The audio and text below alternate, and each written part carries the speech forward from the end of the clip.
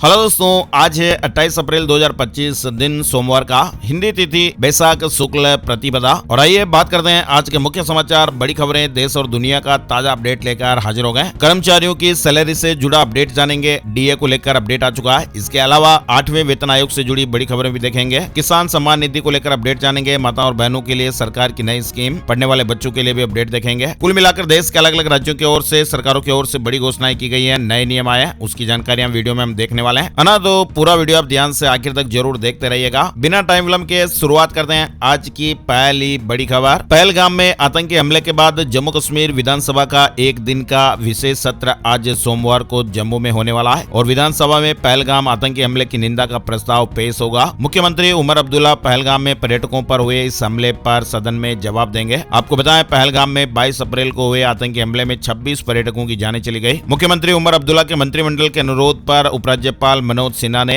विधानसभा का आज ये विशेष सत्र बुलाया है और ऐसे में इसमें हमले के बाद जम्मू कश्मीर के मौजूदा हालात पर जोर शोर से चर्चा होगी। विधानसभा का 2 घंटे का विशेष सत्र दोपहर 12:30 बजे तक चलेगा। वहीं आपको बताएं, इस आतंकी हमले के बाद से ही पाकिस्तान और उसके इशारों पर काम करने वाले आतंकियों और ओवरग्राउंड वर्करों के खिलाफ सरकार ने बड़े पैमाने पर कार्रवाई शुरू की हुई है। साथ ही आपको बताएं, मन की बात कार्यक्रम में 121वां एपिसोड हुआ। प्रधानमंत्री नरेंद्र मोदी ने कहा कि पहलगाम पीड़ित परिवारों को न्याय मिलेगा, दोषियों को कठोरतम जवाब दिया जाएगा। यानी प्रधानमंत्री नरेंद्र मोदी ने भी अपने संबोधन की शुरुआत पहलगाम में हुए इस आतंकी हमले से की। पीएम मोदी ने कहा कि कश्मीर में शांति लौट रही थी, वहां पर्यटकों की संख्या में बढ़ोतरी हो रही थी और ऐसे समय में देश के दुश्मनों ने कश्मीर को फिर से तबाह करने की कोशिश की है। पीएम मोदी ने कहा कि आतंकवाद के खिलाफ लड़ाई में देश के सभी लोगों की एकजुटता सबसे महत्वपूर्ण है। पीएम मोदी ने कहा कि पूरी दुनिया आतंक के खिलाफ इस लड़ाई में 140 करोड़ देशवासियों के साथ है। वहीं संबोधन में पीएम मोदी ने एक बार फिर पीड़ितों के परिजनों को भरोसा दिलाया है और कहा कि उन्हें न्याय मिलकर रहेगा। साथ ही आपको बताएं, प्रधानमंत्री नरेंद्र मोदी ने मन की बात के 121वें एपिसोड में सचेत ऐप का भी जिक्र किया। यानी एक तरह का मोबाइल ऐप है जो प्राकृतिक आपदाओं के आने से पहले ही फोन में अलर्ट भेजने का काम करता है। ये एक बहुत ही महत्वपूर्ण तकनीकी पहल है जो भारत के राष्ट्रीय आपदा प्रबंधन प्राधिकरण यानी एनडीएमए द्वारा विकसित किया गया है और इस ऐप का नाम है SACHET। सचेत नाम का यह ऐप है जो सरकार ने बनाया है और ये सचेत ऐप अब लोगों की प्राकृतिक आपदाओं से बचने में मदद भी करेगा। आप इसे फोन में डाउनलोड कर सकते हैं। यह ऐप कई क्षेत्रीय भाषाओं में भी जानकारियां उपलब्ध कराता है जिससे हमारे देश के कोने कोने में रहने वाले लोग आसानी से इसे समझ और इस्तेमाल कर सकते हैं। यानी यह ऐप आपके इलाके में बाढ़, भूकंप, तूफान या किसी अन्य आपदा का खतरा होने पर आपको समय रहते अलर्ट देगा। तो आप भी अपने मोबाइल में यह ऐप इंस्टॉल जरूर कर सकते हैं। बड़ी खबर आ रही है, 4 दिनों में 537 पाकिस्तानी नागरिक वापस भेज दिए गए। 850 भारतीय भी देश लौटे हैं। पहलगाम में हुए हमले के बाद 537 पाकिस्तानी नागरिकों ने भारत छोड़ा है और 850 भारतीय नागरिक पाकिस्तान से लौट आए हैं। साथ ही आपको बताएं, राष्ट्रीय जांच एजेंसी यानी NIA ने जम्मू कश्मीर के पहलगाम के मामले की जांच तेज कर दी है। घटना स्थल से मिले सैंपल को NIA ने फोरेंसिक लैब भी भेज दिया है और इसके साथ ही NIA ने सभी चश्मदीद के बयान दर्ज करना भी शुरू कर दिया है। NIA के IG, DIG, SP स्तर के अधिकारी लोगों के बयान दर्ज कर रहे हैं। जम्मू कश्मीर के पहलगाम की जांच राष्ट्रीय जांच एजेंसी NIA को सौंपी गई है और इसी क्रम में NIA ने FIR दर्ज कर इस मामले की जांच तेज कर दी है। बड़ी खबर आ रही है चीन और पाकिस्तान से जुड़ी हुई। पहलगाम में हुए इस हमले के बाद चीन अब पाकिस्तान के समर्थन में खुलकर उतर गया है। चीनी विदेश मंत्री वांग यी ने भारत और पाकिस्तान से संयम बरतने का आह्वान किया है और निष्पक्ष जांच का समर्थन किया है। उन्होंने जोर देकर कहा कि भारत और पाकिस्तान के बीच तनाव किसी भी पक्ष में हित में नहीं है और ये क्षेत्रीय शांति व स्थिरता को नुकसान पहुंचा सकता है। कराची में धारा 144 लागू कर दी गई है। आखिर किस हमले से बचने की तैयारी कर रहा है पाकिस्तान? पहलगाम में हमले के 5 दिन बीत जाने के बाद भी पाकिस्तान को किसी बड़े हमले का डर सता रहा है और ये डर उसके एक्शन में भी दिख रहा है। एक तरफ जहां पाकिस्तान के सबसे बड़े शहर कराची में धारा 144 लागू कर दी गई है, वहीं दूसरी तरफ इस्लामाबाद में भी बड़ी बड़ी बैठकों के दौर चल रहे हैं। अकेले पाकिस्तान के विदेश मंत्री इसाक डार हर दिन 2 से 3 बैठकें कर रहे हैं। पाकिस्तान मुस्लिम देशों को साधने में लगा हुआ है और इसी कड़ी में पाकिस्तान के विदेश मंत्री ने सऊदी अरब, कतर, ईरान और तुर्की के विदेश मंत्रियों से भी बातचीत की है। पाकिस्तान सभी देशों से कह रहा है कि भारत से बात करके स्थिति को सामान्य करिए।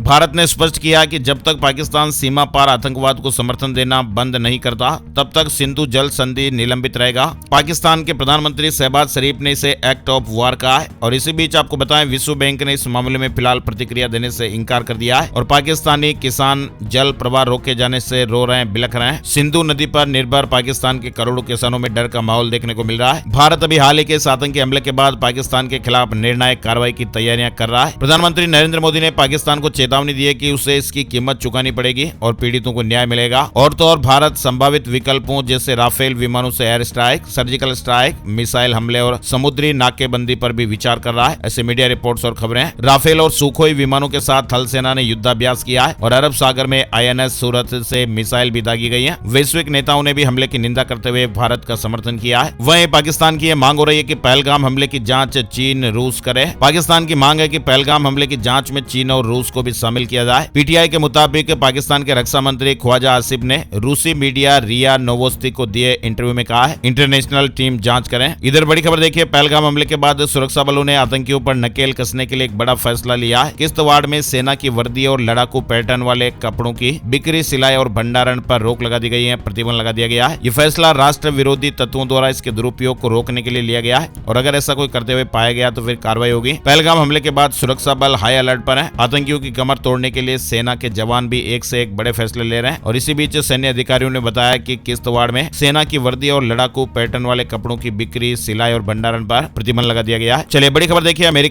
अमेरिका में डोनाल्ड ट्रंप नीति सरकार के 100 दिन पूरे हो गए। अमेरिकी राष्ट्रपति अपने 10 बड़े फैसलों से पूरी दुनिया में हलचल मचाने में सफल रहे। नाटो और WHO से भी किनारा करना, भारत, चीन समेत कई देशों पर अधिक टैरिफ और अवैध प्रवासियों पर सख्ती डोनाल्ड ट्रंप के सबसे बड़े चौंकाने वाले फैसले रहे। वहीं अब डोनाल्ड ट्रंप की नजरें पनामा और गाजा पर नियंत्रण हासिल करने पर भी हैं। साथ ही आपको बताएं, भारत और फ्रांस के बीच नौसेना के लिए Rafale marine M fighter jet खरीदने की डील होने जा रही है और इस सौदे के तहत भारतीय नौसेना को 26 राफेल मरीन एम लड़ाकू विमानों की आपूर्ति की जाएगी। बड़ी खबर आ रही है, बांग्लादेश में कट्टरपंथी इस्लामी संगठन हिफाजत-ए-इस्लाम ने महिला मामलों के सुधार आयोग के प्रस्तावों का विरोध किया है। संगठन ने कहा है कि अगर इन प्रस्तावों को लागू किया गया तो अंतरिम सरकार के मुख्य सलाहकार मोहम्मद यूनुस का भी वही हश्र होगा जो पूर्व प्रधानमंत्री शेख हसीना का हुआ था। उत्तर कोरिया के इस कदम से दुनिया सख्ते में। अब समंदर में उतारा 5000 टन का जंगी जहाज। किम जोंग उन ने उत्तर कोरिया के सबसे बड़े विध्वंसक युद्धपोत का अनावरण कर दिया है और ये युद्धपोत परमाणु मिसाइलों को दागने में भी सक्षम हो सकता है। 5000 टन के शक्तिशाली युद्धपोत से उत्तर कोरिया की नौसैनिक क्षमताओं में वृद्धि होगी। उत्तर कोरिया ने एक नए युद्धपोत को समुद्र में उतार दिया है और इस युद्धपोत के बारे में यह दावा किया जा रहा है कि ये बहुत ही विध्वंसक है और बेहद शक्तिशाली हथियारों से लैस है और इस युद्धपोत के लॉन्च समारोह में खुद किम जोंग उन भी मौजूद थे। साथ ही बड़ी खबर देखिए आप, उत्तराखंड से आ रही है, हिंदू पाकिस्तानी नहीं कर पाएंगे 4 धाम यात्रा।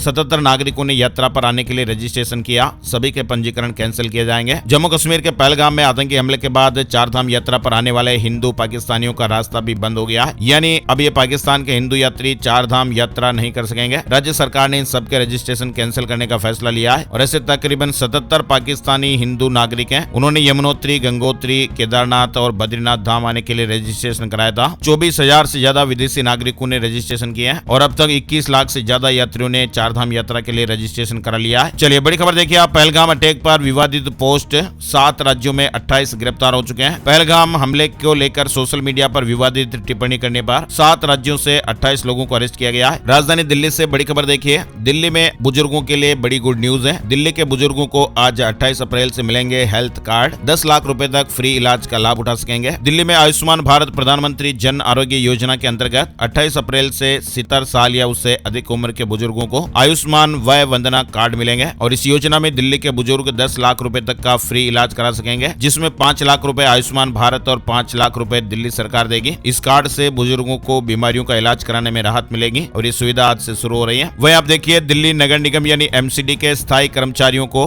अब बिना किसी परेशानी के कैशलेस इलाज मिलेगा। दवाइयों और जांच के खर्च का भुगतान भी कैशलेस होगा। MCD आयुक्त एक नई योजना लेकर आ रहे हैं जिसका प्रस्ताव मई में निगम सदन की बैठक में रखा जाएगा और इस योजना के तहत कर्मचारियों को CGHS की तरह ही स्वास्थ्य सुविधाएं मिलेंगी, जिसमें लगभग 1 लाख कर्मचारियों को फायदा होगा। दिल्ली से जुड़ा अपडेट है। उत्तराखंड से बड़ी खबर आ रही है। उत्तराखंड के धारचूला में रविवार को भूकंप से धरती डोल गई। तहसील क्षेत्र में 3.1 मैग्नीट्यूड तीव्रता का भूकंप आया। छत्तीसगढ़ सरकार ने राज्य में लिफ्ट और एस्केलेटर की सुरक्षा को लेकर बड़ा फैसला लिया है। अब सभी लिफ्ट और एस्केलेटर का रजिस्ट्रेशन, नवीनीकरण और निरीक्षण अनिवार्य कर दिया गया है। छत्तीसगढ़ सरकार ने राज्य में लिफ्ट और एस्केलेटर की सुरक्षा को लेकर यह बड़ा फैसला लिया। अब सभी लिफ्ट और एस्केलेटर का रजिस्ट्रेशन, नवीनीकरण और निरीक्षण अनिवार्य होगा। इससे लोगों की जान माल की सुरक्षा सुनिश्चित हो सकेगी। चलिए बड़ी खबर देखिए, सुप्रीम कोर्ट ने रिजर्व बैंक को बड़े लोन डिफॉल्ट करने वालों के खिलाफ फिर से कार्रवाई शुरू करने की अनुमति दे दी है। यानी अब रिजर्व बैंक और दूसरे बैंक उन कंपनियों और लोगों के खिलाफ कार्रवाई कर सकते हैं जिन्होंने बैंकों से बड़ा लोन लिया और उसे चुकाया नहीं है। मध्य प्रदेश के मंदसौर से एक बड़ी दर्दनाक खबर सामने आ रही है। MP के मंदसौर में एक वैन कुएं में गिर गई। इको वैन बाइक से टकराकर कुएं में गिर गई। गई और इस हादसे में 12 लोगों ने जाने गंवा दी है। बड़ी खबर आ रही है, एनसीईआरटी ने कक्षा 7वीं की किताबों के सिलेबस में बदलाव किया है। हिस्ट्री जियोग्राफी की टेक्स्ट बुक से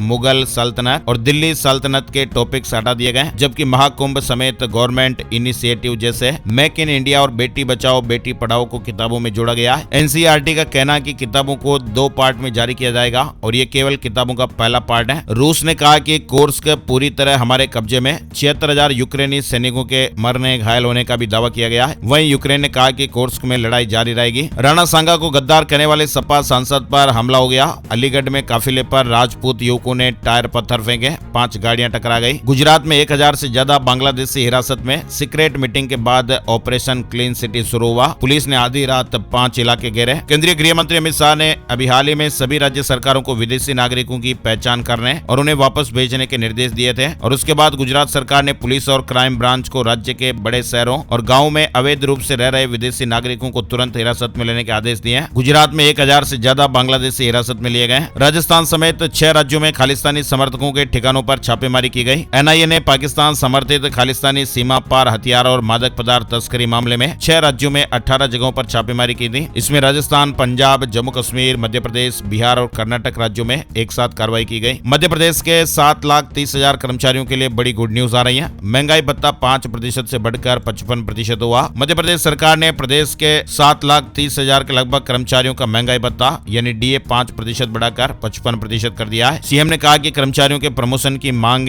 लंबे समय से चली आ रही है। 2016 से ये मांग लंबित है और हम प्रयास कर रहे हैं कि सभी कर्मचारियों के सभी वर्गों के प्रमोशन जल्द से जल्द हो सके। वहीं 5 समान किस्तों में एरियर की राशि दी जाएगी। सीएम ने कहा कि सभी सरकारी कर्मचारियों के लिए 2024 से 3% और 1 जनवरी 2025 से 2% महंगाई भत्ते की अतिरिक्त किस्त मंजूर की गई है। चलिए आगे बढ़ते हैं। बड़ी खबर देखिए, राजस्थान से यात्रियों को होगी सुविधा। जयपुर से नए शहर जुड़ेंगे। 1 जून से वाराणसी के लिए भी उड़ान शुरू होगी, काठमांडू भी जाएगी। पंजाब को नशा मुक्त बनाने की डेडलाइन तय की गई है। डीजीपी ने 31 मई तारीख तय की है और अभियान पूरा न होने पर अफसरों पर गाज गिरेगी। पंजाब यूनिवर्सिटी से एफिलिएटेड कॉलेजों की ऑनलाइन जांच की जाएगी। नए कोर्स फिजिकल इंस्पेक्शन के लिए 70 से 80 टीमें भी गठित हो गई हैं। वहीं आप देखिए चंडीगढ़ से जुड़ा अपडेट, आम आदमी क्लिनिक में डेंगू टेस्ट भी किए जाएंगे। 1 lakh paramedical students larva checker बनाए गए हैं। मई के महीने से स्पेशल ड्राइव शुरू होने वाली है। पंजाब के लोगों को डेंगू से बचाव के लिए पंजाब सरकार ने अब 881 आम आदमी क्लिनिकों में डेंगू टेस्ट की सुविधा शुरू कर दी है और इन अस्पतालों में ये सुविधा पहली बार दी जा रही है। सरकारी अस्पतालों में ये सुविधा दी जा रही है। 1 मई से हर शुक्रवार को डेंगू की रोकथाम के लिए अभियान शुरू होने जा रहा है और इसके तहत सभी विभागों के लोगों के घर पर जाएंगे और घरों में फ्रिज की ट्रे, डेजर्ट कूलर, कटोरी और अन्य चीजों की जांचें करेंगे ताकि लोगों को डेंगू का इलाज कराया जा सके, बचाव किया जा सके।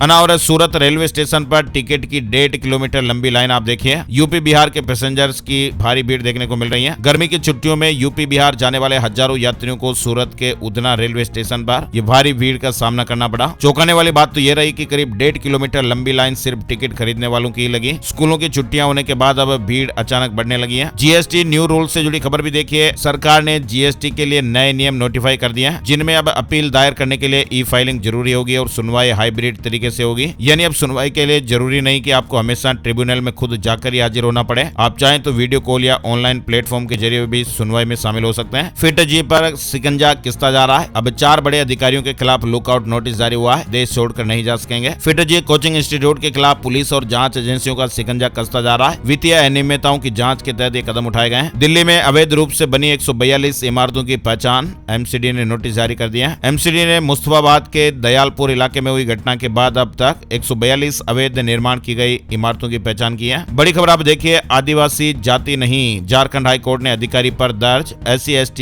एक्ट का केस रद्द कर दिया है। दरअसल दोस्तों, झारखंड हाईकोर्ट ने कहा कि किसी जनजाति को आदिवासी कहना अनुसूचित जाति और अनुसूचित जनजाति अत्याचार निवारण अधिनियम के तहत अपराध नहीं माना जाएगा। अदालत ने कहा कि भारत के संविधान की अनुसूची में आदिवासी शब्द का इस्तेमाल नहीं है और जब तक पीड़ित संविधान में उल्लेखित अनुसूचित जनजातियों की सूची के अंतर्गत नहीं आता है, तब तक आरोपी के खिलाफ अधिनियम के तहत कोई मामला नहीं बनाया जा सकता है। हिमाचल पर्यटन निगम के होटल में बदलाव, बड़ा फैसला लिया गया है। हिमाचल प्रदेश पर्यटन विकास निगम ने बड़ा फैसला लिया है, जिसके तहत अब पर्यटन निगम के होटल खुद खाद्य पदार्थों और अन्य सामान की खरीद नहीं कर सकेंगे, बल्कि हिमाचल खाद्य आपूर्ति विभाग ये सामान पर्यटन निगम के होटलों को मुहैया कराएगा। 8वें वेतन आयोग को लेकर भी बड़ी खबर सामने आ रही है। सरकार ने अब तक 8वें वेतन आयोग के औपचारिक गठन या उसके टर्म्स ऑफ रेफरेंस की घोषणा नहीं की है, लेकिन लगातार आ रहे सर्कुलर और अंदरूनी तैयारियां बता रही है कि सरकार इस दिशा में तेजी से आगे बढ़ रही है। इस तरह की मीडिया रिपोर्ट्स और खबरें हैं जिसमें बताया जा रहा है कि सरकार ने 8वें वेतन आयोग के गठन की दिशा में बड़ा कदम उठाया है। वित्त मंत्रालय के व्यय विभाग DOE ने 21 अप्रैल को 2 सर्कुलर जारी किए जिनके जरिए 42 पदों पर नियुक्ति की प्रक्रिया शुरू हो गई है और इसमें चेयरमैन और 2 अन्य महत्वपूर्ण सदस्यों के अलावा सलाहकार और अन्य स्टाफ भी शामिल होंगे। और अगर सब कुछ तय कार्यक्रम के हिसाब से चलता रहा तो फिर अगले महीने के अंत तक 8वां वेतन आयोग अपने काम की शुरुआत कर देगा। बड़ी खबर देखिए, ग्रेटर नोएडा सूरजपुर स्थित सेक्टर साइट C स्थित मिगसन ग्रीन मेंशन सोसाइटी के निवासियों के लिए रविवार का दिन ऐतिहासिक रहा। बरसों से जिसका इंतजार था वह सपना पूरा हो गया। सोसाइटी में रजिस्ट्री प्रक्रिया प्रारंभ हो गई है। तमिलनाडु में स्टालिन कैबिनेट में बड़ा फेरबदल। भारतीय नौसेना ने अरब सागर में अपनी ताकत दिखाई है। एंटी शिप मिसाइल लॉन्च किया। वही आप देखिए बड़ी खबर, संसद का मानसून सत्र आमतौर पर जुलाई में शुरू होता है। वित्त मंत्री निर्मला सीतारमण ने इस साल के बजट भाषण में इंश्योरेंस सेक्टर में विदेशी निवेश की सीमा को मौजूदा 74% से बढ़ाकर 100% करने का प्रस्ताव रखा था। इंश्योरेंस सेक्टर में 100% FDI और 2047 तक सभी के लिए बीमा। मानसून सत्र में इस तरह का संशोधन विधेयक आ सकता है। उत्तर प्रदेश से जुड़ी बड़ी खबर देखिए, प्रत्येक अधिकारी को महीने में 8 दिन लगानी होगी गाँव में चौपाल। योगी सरकार के कैबिनेट मंत्री जी ने निर्देश दिए हैं। हरियाणा में 3.25 लाख BPL कार्ड रद्द करने की तैयारी हो रही है। हरियाणा सरकार लगभग 3.25 लाख फर्जी